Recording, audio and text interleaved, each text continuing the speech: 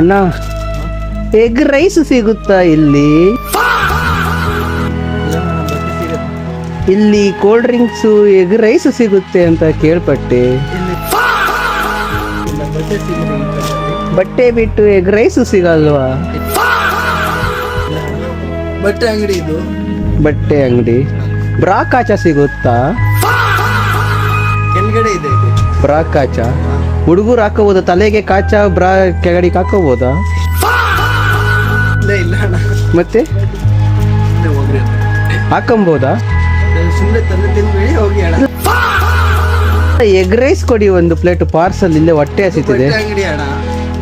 ಹೋಗ್ಲಿ cool drinks ಆದ್ರೂ ಕೊಡಿ. ಕೂಲ್ ಡ್ರಿಂಕ್ಸ್ ಇಲ್ಲ, ಇದು ಬಟ್ಟೆ ಸಿಗತ್ತೆ ಇಲ್ಲಿ. ಹೋಗ್ಲಿ ಕಾಚ ಕೊಡಿ, ತಲೆಗೆ ಹಾಕೊಂಡು ಹೋಗ್ತೀನಿ. ಕೆಳಗಡೆ ಹೇಳಿ ಕೊಡ್ತಾರೆ. ತಲೆ ತಿನ್ಬೇಡ, ಹೋಗುವ